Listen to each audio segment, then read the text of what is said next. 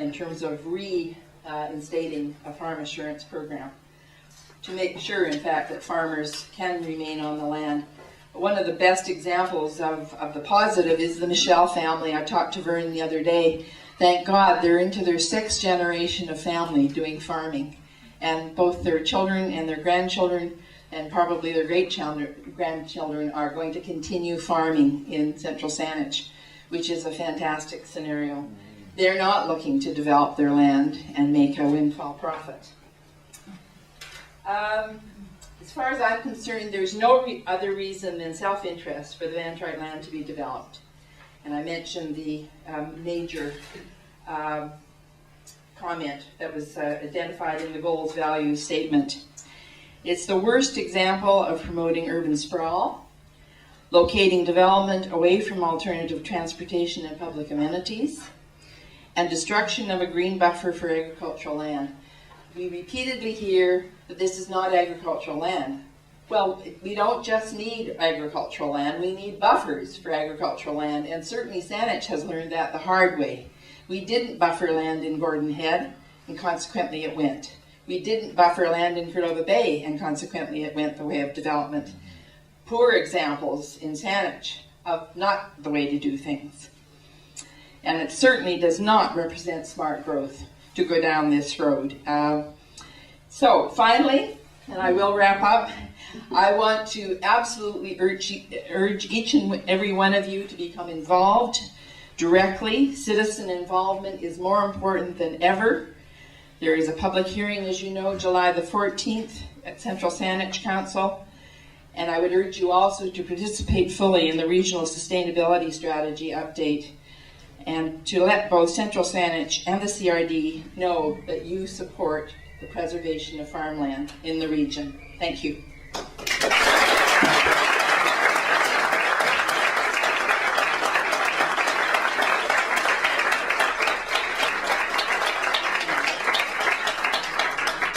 And thank you, Carol. Very kind. And next one up is Carolyn Harriott, who is a pretty well-known local farmer herself. Yes, thank you. Very good evening. It's great to see such a crowd come out. Obviously, this is a subject that touches many people and that we have all been considering. And I'd like to talk to this issue on 2 levels. One, a personal level, as to my own experience having moved to Saanich from urban Saanich to rural Saanich almost 10 years ago now. And my own experiences as to what's happened regarding the development and infill of the area directly around my own agriculturally zoned property.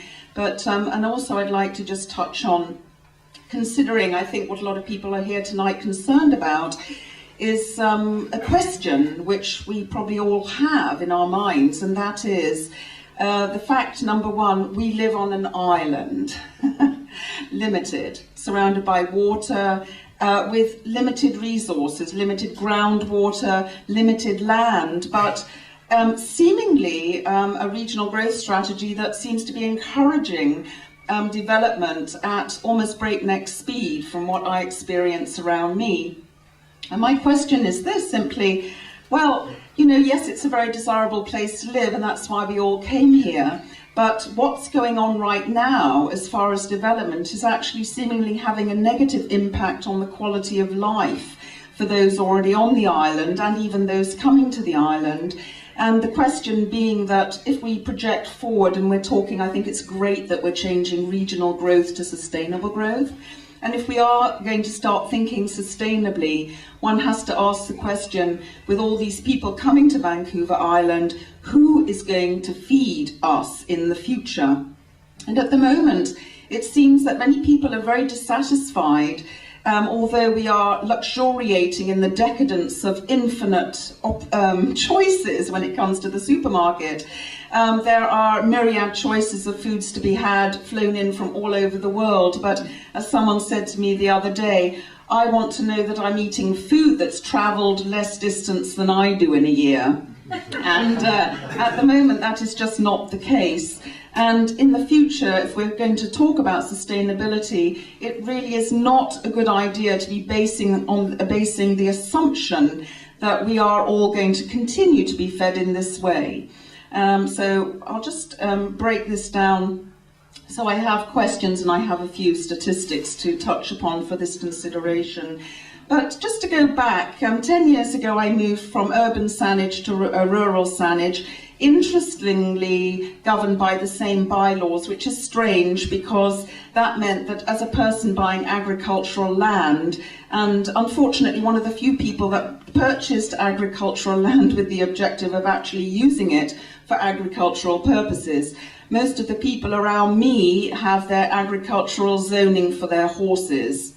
And when you have horses, that means that the trees get cut down and it's all pasture, and I've seen that happen in one weekend, 1/4 of an acre disappear under the bobcat, which horrified me to see how quickly that happened to expand pasture for increasing the horses. Anyway, that manure is good stuff, so there's something good in that, I suppose. Yeah, and there's an impact here. So what happened, much to my absolute horror, is 4 years after moving on to my 2.5 acre spread and to have grow food plants for people and to save seeds, there was a little 1913 grandfather clause next door which allowed 6 houses to be developed on 0.8 of an acre. Therefore, almost the entire trees came down, so that was horrifying too. Nature is disrupted, that's it. So all around us, it was all a twitter for about 3 years while the animals fled and the birds, the bees, the insects. What do? There's no more habitat left for them. It got paved over. There's the parking issues because there is nowhere for these people to park. But worst of all, what I learned in this whole episode of having 6 4-bedroom houses built on 0.8 of an acre is that what allowed this development in the first place is merely a stamp which when they got the septic sand mounds approved, it's a new technology if you haven't encountered, maybe you have one yourself, I don't know. What the septic sand mound technology allows is for people to move on to rural land with no servicing, and it's a little sand pit. But what a lot of people don't realise is that the septic sand mounds only filter 300 gallons of water a day, and therefore the fact that in the CRD the average amount of water consumed by each person is 0.96 gallons, almost 100 gallons of water a day, which would then indicate in order for these septic sand mounds to operate effectively, you can actually only have 3 people using water in these 4-bedroom houses. So this question, as regards this development, presumably they're also going to depend on septic sand mound technology, is that if they have 57 units with rental suites people is that per house, what happens when a septic sand mound fails is that the sewage actually trickles out, leaches out of the septic sand mounds. Then you have problems with E. coli, fecal coliform counts going up, water in ditches. I mean, we've had this happen before.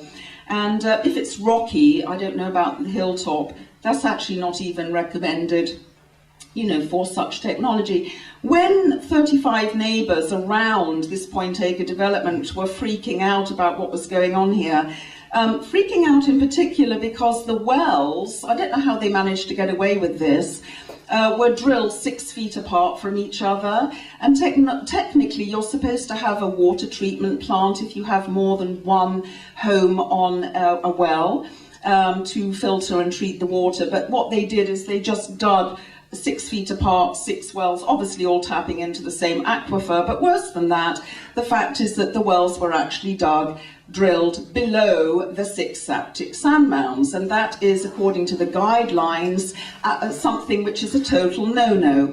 So when we went to the VHAR, and I actually spoke in person to Gary Gibson informed me, to mind my own business, butt out, and that's none of, basically that why should he be concerned about such issues? Was he going to lose sleep over it? No, he wasn't, because he could basically ignore the guidelines, because he has discretionary powers.